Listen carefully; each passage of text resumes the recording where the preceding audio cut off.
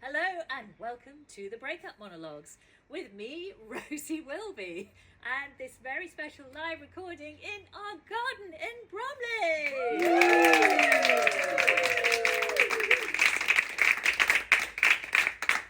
Well, thank you very much for coming along, and my special guest this afternoon is Lauren Bravo, the author of this book that I'm waving to you, to anyone who can see the video that we eventually post, but also the people who are here live in the garden.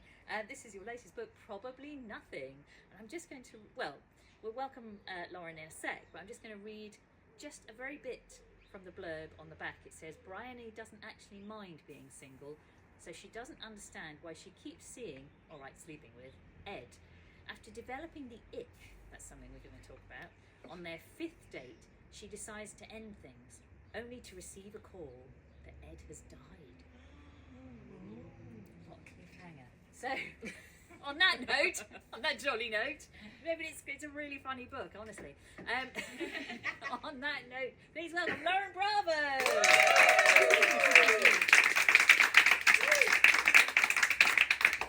Thank you so much for coming and trying this lovely little sort of summer soiree in the garden. Thank you for having me. I mean, I think this is the new salon, right? Yeah, I think so. We've even had a few seagulls squawking in the background. We're like the great thinkers of our age. Oh, and we've got the church bell. Could it be more bucolic? Just dinging away there. Now, where did the inspiration for this book come from? Because I know you've been in a relationship with your husband for a long, long time. Yeah, I mean, I thankfully was not dating a man who died. That didn't happen. You've not killed anyone. I've not killed anybody. To your knowledge. As far as I mean, some of them may have died of heartbreak. You know, some of them may have pined so hard that they eventually expired. I've certainly wished death on quite a few men in my time, but I decided fiction was overall the safest way to see that realised. Yes. No, I had the idea of Probably Nothing. God, more than a decade ago. And originally it was going to be someone having a one-night stand and then waking up to find that the person had died. Oh, wow, yeah. And then having to then sort of deal with the awkwardness of telling the family, well, it was a one-night stand, like, you know, sorry, I was in their bed, but then I realised that would involve research, and I would have to look into like the sort of police procedurals and the nitty-gritty of what would happen if someone died and you were the only person there. And I didn't really like to do research as a writer, so I thought, well, this is easier. That's what I like, a lazy writer. A very lazy writer. I don't feel too bad about my slow progress with my novel. Yeah. Stick within your wheelhouse, that's what they say. So, yeah, what I really, really love is social awkwardness as a vehicle for comedy. I'm a big fan of Peep Show, and I think I wanted to write a female protagonist that had the energy of Mark Corrigan. Yes. That was sort of the driving force as I was writing this, was what would Mark do in this situation? And so you've kind of got that inner monologue that is often in conflict with what you externally express. Yeah, well, this is it. And when I kind of came up with the concept, and I thought, well, that's just a funny premise, the idea that actually, so we've not explained properly. So this guy Ed has died. Bryony was casually having sex with him. She wasn't that interested in him. In fact, she decides right at the beginning of the book that she's probably going to end things. She's not going to see him again. But then it turns out his family all think that she was like the one, the big love of his life. Yeah, right? That's it. So she gets this phone call while she's waiting in the line for a small plates restaurant, and immediately her ethical quandary is, well, do I leave the queue or not? Because on the one hand, a man has died, but on the other hand, I've been here for 25 minutes and I am hungry. Yes. And they do really good roasted Brussels sprouts at this place, and you know, so she gets this phone call to say that he's died, and is very confused because it turns out that he has told all of his friends and family that she is his girlfriend, that they're a serious couple, that she's the love of his life. And obviously she can't then turn around to his poor grieving family and say, actually, no, sorry, it was just sex, and actually, he was drinking a protein shake on our fifth date, and I thought, no more.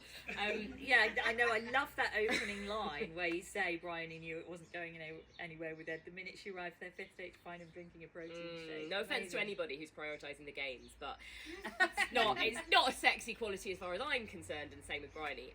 Yes. So I just thought it was a funny premise that essentially to see how far somebody would go out of politeness and sheer awkwardness. A long way, it would seem. A very long way. If you're an inherent people pleaser, as I am and as Bryony is, You know, there's no off ramp. She can't kind of see the point at which she's able to get off this road that she's on. So I guess you get yourself more in, don't you? But also she's kind of, and I can kind of see the allure of all that attention. She's almost like a celebrity. To the family, isn't she? That's it. She gets to come in as the girlfriend. Yeah. Which is quite a nice role to play, considering that the guy she had to be the girlfriend to is no longer there. She doesn't have to put up with him. She can sort of be the girlfriend of her own dreams, you know? Yes. And I think there's something quite interesting in her trying to work out retroactively whether or not Ed was the love of her life. You know, she's kind of... Did she misread? Did she did she miss the signs? You know, were they fated for each other and she just was being too superficial? I thought it was a funny premise. And then it was only when I started writing it that I realised what I really was doing was working through all of my own people-pleasing issues that by rights I ought to be doing with a therapist, but that's too expensive. Yeah, writing is therapy, isn't it? Yeah. I mean, that's why I've gone to fiction now to sort of thinly disguise my own problems, because non-fiction is obviously a little bit awkward. Yeah, there's only so much you can milk your own life before you have to start giving everyone different names. That's what I found. Yes, just a few different names. It's all still true, isn't it, really? But I do think the original scenario that you had in your mind about waking up and the person has died is quite that is quite interesting as well. I mean, I could imagine, you know, maybe the person sort of sneaking out, but then of course if it's later discovered that you were there, then are you a suspect in a murder? I still think it's a brilliant idea for somebody else to do. Someone else who's into the crime and thriller and that kind of stuff. Someone else can do all the Googling that I couldn't be bothered to do. And there's a lot of other stuff in this book as well. It's about health anxiety. It's about motherhood and fertility and family and found family. And also that idea that when you're going out with someone, you are kind of inevitably wedded to their family to one extent or another. You know, you can't really escape, whether it's a family that are very present and you have to, you know, really get involved with them, or whether it's a family that are maybe absent and then you're kind of dealing with the absence of that family in your partner's life. You can't really escape it. And so I thought, you know, how interesting that she gets involved with the family, but without Ed as the kind of conduit to that. And she gets dragged into this family and actually they're very attractive to her. Yeah, so it's like they meet the parents but not even with the person there. Yes, so interesting. Well, let's talk a little bit about the ick, because we were chatting about how now we've got this word for this thing when you kind of think, oh no, I'm not really into this person anymore. And I wonder how that came about, because we've only really had the word for it for a few years, haven't we? Yeah, I mean, I think, you know, one of the great things about the evolution of the English language is that we end up with these terms for things that are, you know, universal and have been going on since the dawn of ghosting, time. I talk a lot about. Like ghosting, completely. Yeah, people ghosted before we had a word for it. Definitely. And I remember from my dating past is quite hazy. I've been with my husband for 15 years. And before that I had a very short window of time, basically, because I was a late bloomer. I went to an all-girls school. Okay. I didn't know a boy until I was 17 maybe, and even then I thought that the only way to make them like me was to sort of pout dramatically from the corner of a room. Never occurred to me to talk to them. Didn't cross my mind until maybe university that I could actually just walk up to a man and have a conversation. Instead, what I used to do is I used to walk around sixth form holding vinyl records under my arm. That was my way. Yeah, that was my way of trying to like ensnare a man. What one did you like to have on the outside as your sort of calling card? I remember having Led Zepp 3 under my arm for a long time because I thought it was quite attractive and it went with my outfit. Well, that's good. Yeah, it was either that or it was some David Bowie, and these would have been nicked off my dad as well. But that was my thing. I was like, it's like kind of carrying a bit of bacon for a dog to follow. You know, I thought if I just walked around with a vinyl record under my arm for long enough, I would get a boyfriend, and that never happened. So I had a very short window of time between actually starting to date and see people, and then meeting the man that I eventually married. But I realised that I did fit quite a lot of rejection and heartbreak and mortification into good girl those 3 or 4 years. And there was definitely a lot of ick as well, which, you know, again, had I had the word, I think I maybe would have been a bit quicker to write them off. I think. Yeah, Whereas because we maybe. didn't have the term. But I think, like you say, there's a lot of us that are people pleasers a bit, or fearful. Maybe it's, I don't know if it's a British culture thing. We're sort of fearful of that awkwardness of telling somebody. Female thing as well. Female I think thing, we are definitely. socialised as women, particularly. We're supposed to be To nice. smooth everything over, to be the people that kind of grease the wheels of society, you know? We Yeah, keep everything yeah. going, we make everyone happy. Yeah. Oh, I mean, Yeah. in my first book, there's a whole chapter, you know, about all the relationships I've had just to be polite, really. But anyway, So but the ick is so interesting because, well, Bryony doesn't get it till after the 5th date. But I mean, honestly, you can sense it like instantly, Yeah. can't you? I mean, obviously, I mean, I don't know if this really counts as an ick, but probably my dating horror story that I always tell people is when I met up with this woman that I met online, and she had a panel of her ex-girlfriends there to sort of quiz me. But rather than just sort of walk off, I thought, well, this is great material. So I kind of sat. We hung out for hours. It was quite fun. did you pass the test? Well, Did they invite you back to? Did they invite you to judges' houses? That would be good, wouldn't it? If you go back to each ex-girlfriend's house. Suddenly it's a live show and you're performing for 20,000 people as the girlfriend. I know, that'd be brilliant. No, I actually lost interest in this girl because she clearly was not entirely well. Yeah, it was a very interesting experience. But it was annoying because I decided I did want to make a sort of grand kind of exit. But it was really raining outside, and I brought an umbrella, but I put it under the table, and as I walked out, I said, well, I'm going now. Actually. Oh, no. I'd left my brolly under the table, and it was raining. I thought, God, I'm going to have to, I quite like that umbrella. I'm going to have to go back and go, oh, I'm sorry, I'm just going to get my umbrella. So that was just a little bit of I'm dying for you. Yeah. I remember there was a guy, I think it was a second date. So we'd had a first date that had gone okay. This was in the days before app dating. So this was when you had to actually open a physical computer and type in www. Was it still the days of dial-up? I mean, almost. Almost. It was mysinglefriend.com, which was wow. Sarah Oh, yeah. Beanie's. Yes. Yeah, there's some recognition. Okay. Sarah Beanie from Property Ladder decided to turn her hand to dating websites, and she founded mysinglefriend.com. The USP was that you had to introduce, you had to be introduced by a friend, and they wrote your profile for you, or like wrote your profile for you. Obviously, you wrote it and then just put their name on it. And it was a guy who seemed perfectly nice. We'd had one date, and then I remember I turned up for the next date, and he had a canvas tote bag over his shoulder. Was that now completely commonplace. My husband goes out wearing a canvas tote bag over his shoulder 6 days a week. Fine. Back then, instant ick. Instant ick. I don't know why. I couldn't explain it. I know. I'm sorry, but this is the beauty of the ick. Is it's completely irrational. You know, it's something that other people would have absolutely no issue with whatsoever. Yeah. And I just immediately knew I didn't want to see him again. Oh, and you just said no. I think I ghosted him. Isn't that awful? Ooh, what do we think of ghosting? Ooh. I know. I'm sorry. I know. I'm sorry. I hope he's out there living his best life, being a responsible consumer. Yeah. Well, if you're out there, whatever your name is. I'm so sorry. But yeah, but then I definitely did a lot of sitting through dates, and I'm sure that plenty of people had the ick with me as well, and were maybe too polite to say. But there was another guy. The nice thing when you write fiction is obviously you get to kind of disgrace people under the cloak of anonymity, and there was another guy who I was having casual sex with and used to order a pizza afterwards and then not offer me any of it. Whoa. That was my cue to leave, was he would order a pizza and then just be like, right, I'm going to eat this. Oh, something put my tights up, yeah. I'm actually really devastated. That got a mention in my first book. Yeah, that's really got to me, that one. Not sharing a pizza. That is mean. Yeah, really awful. What kind of pizza was it? What toppings? I want to say Hawaiian, you know. You don't want any of that. Yeah. You don't want any of that pineapple nonsense. Yeah. But had I had a bit more self-respect, I probably wouldn't have kept going back. Maybe I was just really hoping that one of these days I was going to earn my pizza.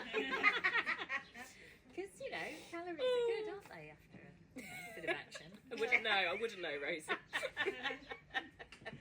Oh dear.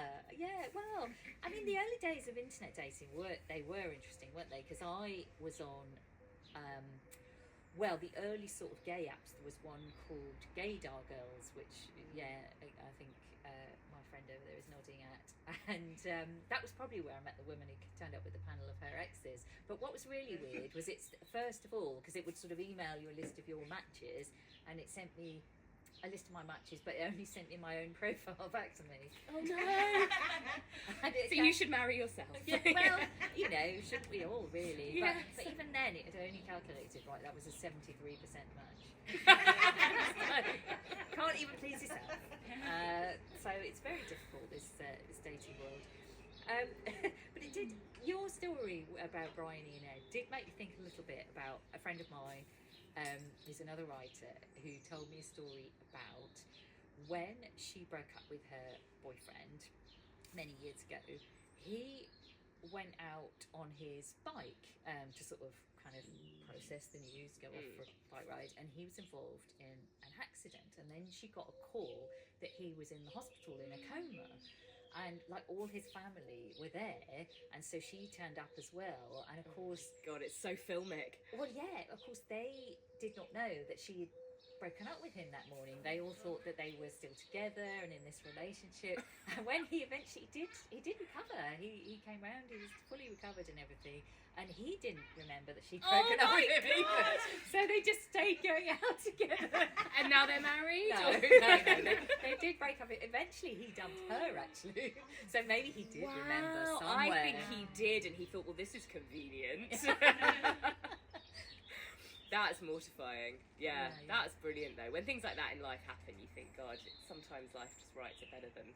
I know, but yeah, better than I ever could. I think that idea that the family think that you're, you know, totally in this amazing idyllic relationship is just so interesting to me. One, because, you know, I feel like no one really knows a relationship except the two people in it, right? And we kind of project different images of our relationships to different people in our lives, you know? So our parents maybe see one side of a relationship, our friends maybe see another, work colleagues might see another. So I think it was interesting when, you know, Bryony is trying to kind of unpick the truth from the fiction, and she also doesn't know whether Ed has just told a load of lies. Oh, what, to like impress his family? This is her kind of quandary, you know. She's like, well, because he has this very formidable mother, Anne, who is sort of the sun around which their whole social world orbits. And I really, you know, I have fun writing a kind of very strong matriarchal figure, and the kind of woman that if you were the girlfriend, you maybe would sort of bend over backwards to impress. You know, you kind of want her favour, and so Bryony is trying to work out, well, was Ed just telling a load of lies to make his mum happy and saying, yeah, don't worry, I found a girlfriend, Mum, you don't need to worry about me, you know, and actually he didn't feel particularly strongly towards Bryony either. Yeah. Or was he secretly completely in love with her and just had a slightly funny way of showing it? Mm-hmm. You know, or maybe actually she had too high a bar and what they had was perfectly nice and it could have gone somewhere and she just kind of could have given it a bit more of a go. I think, yeah, that's an interesting question as well that I sort of tried to tackle in the book. There's this thing called the deathbed paradox, which is that her flatmate Marco, who's her sort of confidant and the person who's very much the voice of reason in the book. Yeah, he's great. He says to her, right, imagine this scenario. You go to see your grandfather on his deathbed and you look deep into his eyes and you hold his hand and you say, Grandfather, tell me the secret to love. And he says, son, life is short, and then he dies. Oh. And you don't know whether he means life is short, so don't settle, you know, wait till you find that person that sets your heart aflame, however long it takes, you know, keep on swiping until you find that one person that is meant for you, because life is too short to spend it with someone you feel lukewarm about. His grandpa's still there. His grandpa's swiping, right. Oh. Right, don't hold it close. Or does he mean life is short, stop being so goddamn fussy, pick somebody nice and just have a good go, because ultimately relationships are what you put into them, and long-term relationships are hard work, you know, however perfect someone is for you in the beginning. And that's the kind of paradox. That is the paradox. It's so difficult to know if you're kind of on that relentless conveyor belt of people, of potential. How do you know when to sort of hop off the merry-go-round, as it were, and say, all right, you're the one. Right. You know, let's give this a go. Because we're fed this idea. I mean, I did this whole trilogy of comedy shows all about the science of attraction, and we're fed this idea by popular culture, aren't we, that we will somehow know magically you'll meet that lightning person, bolt from the sky, violins will play, fireworks in the sky, and it's like, it's not really like that, is it? I think it often isn't. I mean, I've got a lot of friends who, you know, we were all doing the sort of online dating thing around the same time, and a lot of friends who have been happily married now for over a decade to somebody really wonderful, but they didn't know from the off that they were the one. You know, there was a lot of us sitting around going, yeah, but he does this thing that's a bit annoying, and oh, I don't know about that, and he wore this pair of shoes I didn't like, and So all of those things could be ick moments, they right? all could be ick moments. They all could be moments that you kind of dismissed that person. And I don't want to speak, you know, I haven't done the apps myself, but so I don't want to speak for that whole kind of culture. But there is that worry that we have become, you know, so used to swiping through different people, so addicted kind of to the possibility. Sort of culture of impatience, isn't it? Yeah. The sort of relentless searching, and if you've got, it's the paradox of choice, I suppose. It's Completely. If you've got so many choices, you feel like, how can you ever just be happy with one? Yeah, how can you ever find something that is good enough when there's always that thought in the back of your mind? There could be something better out there. There's always another pizza. Exactly. There's always another topping to try. So, yeah, what did you? I mean, you don't have to answer this honestly. We don't know you. We wouldn't know. But what did you think when you first met your husband? Oh, so I was on a bit of a kick at the time where I was trying to date men of as many different nationalities as possible. Like a little game. Yeah, like a little game. Like I had a little tick list. And not the most important thing about my husband, he has many wonderful qualities. The most important thing at the time when I saw his profile was that he was Scottish. And I was quite into my wife being Welsh, actually. Right, there's something about the accent. I have always fancied Scottish men. Like, it's been a sort of... Does he wear a kilt? He does if I ask him to. No, yeah, he does. I see. He don't know. Weddings, Burns night, special occasions, the kilt comes out. And so I was attracted to him for that reason. No, I instantly really, really liked him, but our first date did not go that well. He thought that I wasn't interested. And I think maybe I was just really nervous. Was it because you had your notebook and you were writing things down? So how Scottish are you exactly? No, he just thought that I wasn't that into him, and so when I thought I was going to get a goodnight kiss at the bus stop, and I didn't. And then the next day he sent me the least committal text message anyone has ever received. It was basically, have a nice life, like, love, you know, it was sort of a nice to meet you, be nice to see you again if you wanted to, but if not, absolutely no worries, don't worry, completely understand, have a nice life. It was that kind of vibe.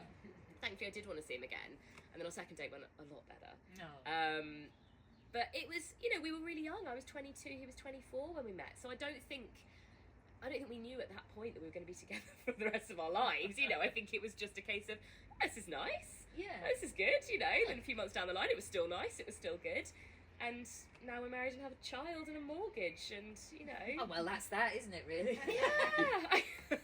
So I think I find it interesting to write about those relationships that have kind of less picture book beginnings, you know, less Hollywood sort of beginnings, and to actually examine what it takes to build a relationship. It's a line that we had in our wedding vows about, you know, not falling in love so much as building love between you. It's something that you both kind of, you build, you put effort into it, you craft it every single day by showing up for each other.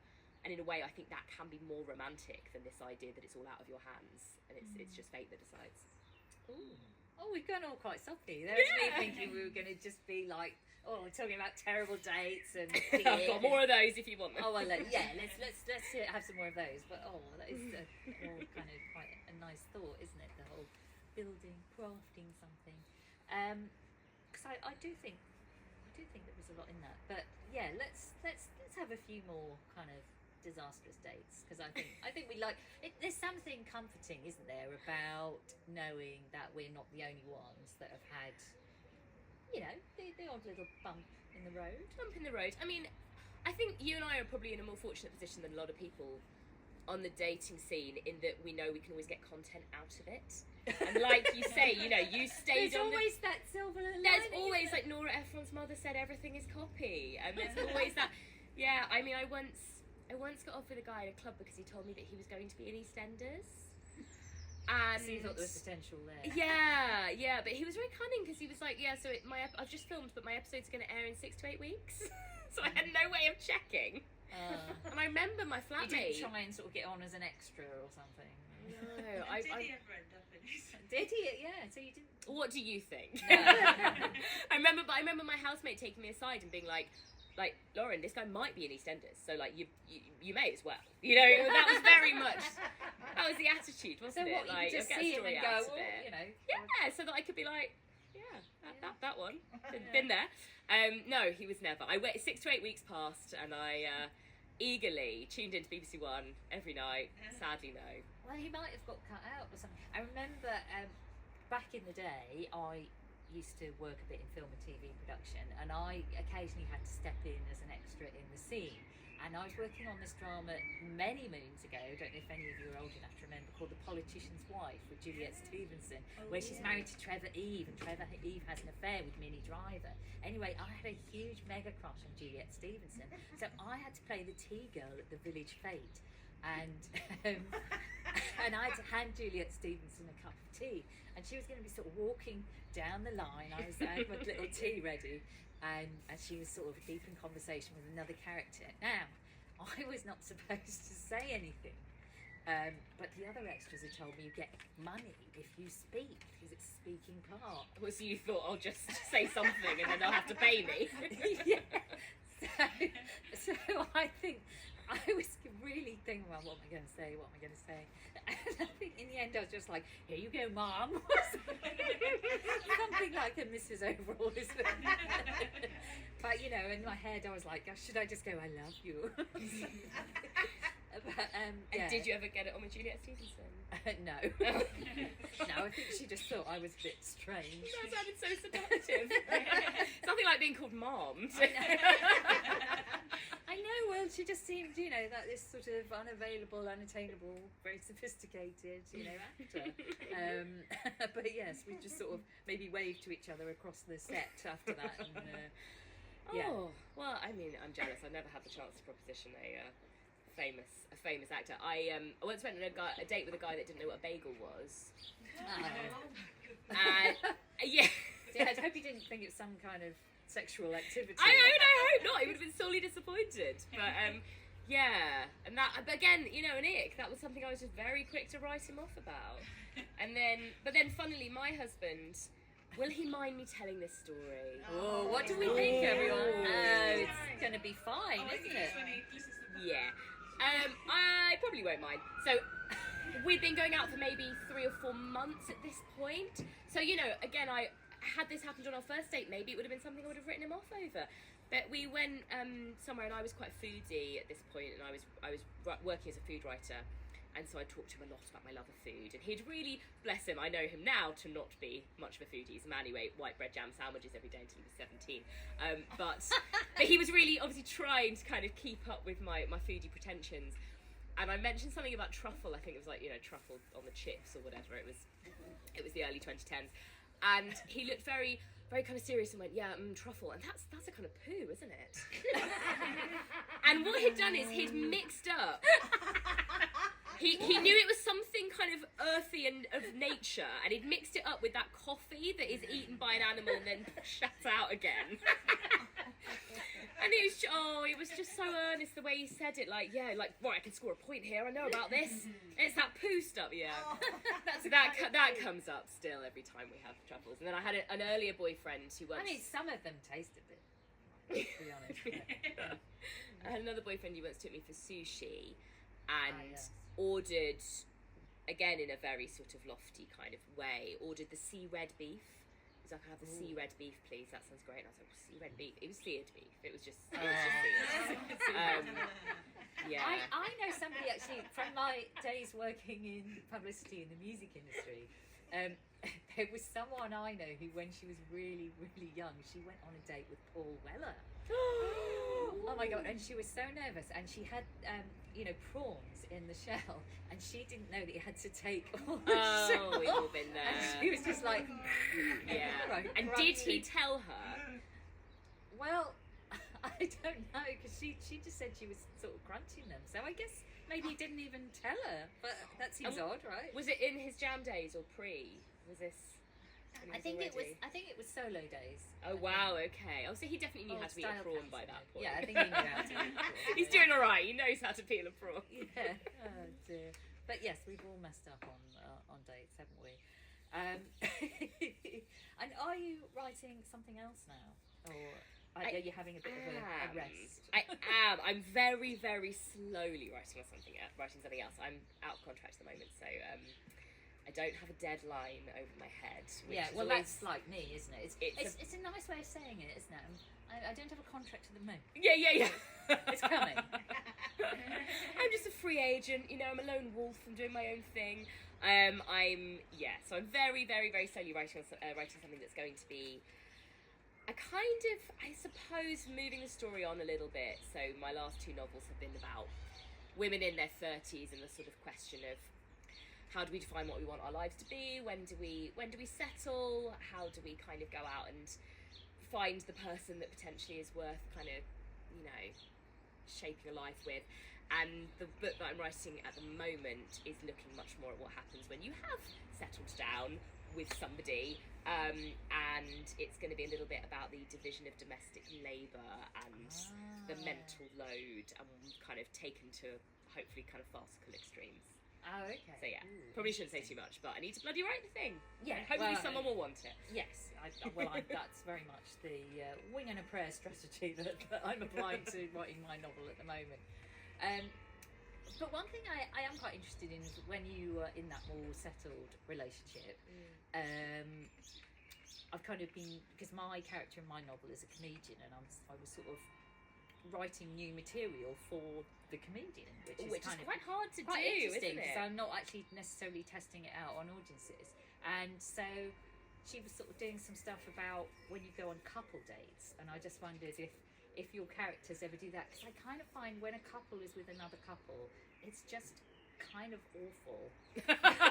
Do you know what I mean? Because sort of the conversation is like diluted to the concentration of the weakest relationship there, and everyone's just sort of pretending you like each other, when actually really you only like one of the couple, and actually the couple, there's the one person who, they kind of share the telling of a story, don't they? And one person sort of takes the lead, but then the other person just keeps interrupting with little spoilers, about what's coming next. Yeah. And I just think there's something quite interesting about that whole couples in a dynamic with other couples. Definitely. And everyone thinking, actually, I just wish I was just talking to you on your own. Do you know what I mean? Yeah, 100%. I think it can be quite infectious. I think if you're with a couple that have a really great vibe, I think it makes you feel like a great couple as well. It can be quite, or it can competitive, and you're like, or well, competitive. Yeah. But I also think there's something really delicious and wonderful about when you're with another couple and they snap at each other a little bit, I think particularly as parents, we've got a 2-year-old, so we're really in the thick of it. We're really in the swamp years, and there is something wonderful about when you're hanging out with other couples that also have young children, and you just hear a little comment or something that just mirrors the little arguments that you have yourself at home, and you think, yeah, we're all like that, we're all everyone's kind of behind the scenes having a little bicker about something completely inconsequential because you're very tired, and I think so that can be quite lovely. In fact, maybe at a social gathering, it would be good to just have a certain point when you go, right, we're all going to go and have a nap. I think And that's then called we're an all orgy, again. isn't it? I do, in my first book, I do write about when I did comedy at an orgy, which was, an interesting gig. But I don't know how much detail I can go into about that, although you can only stay on for 5 minutes because everyone gets impatient. Anyway, it was quite fun. But I was only there I was part of the cabaret. I wasn't there for any other reason, Lauren. Research. Sure. Yeah, I was there. Well, I think we should wrap it up there because we've been prattling on for a little while. But people can check out Probably Nothing. It came Yes, out in please paperback do. recently. It's in paperback, And- it's cheaper, it's lighter, it's flexible, it fits in your handbag. I know. Those are all the arguments I made when my paperback came out, and all my friends who hadn't yet bought the hardback. I said, yes, you know, it's better from behind, carry it around in your bag. So, yes, hopefully everyone is going to buy our paperback editions. I hope so. They're very colour complementary to each other as well. They are indeed colour complementary. Gorgeous sort of watermelon colour palette there. That seems great to for be summer. Quite in at the moment. This doesn't season's it? must-have accessory. Definitely. Well, everyone in our garden in Bromley, would you please give it up for Lauren Bravo? Thank you very much.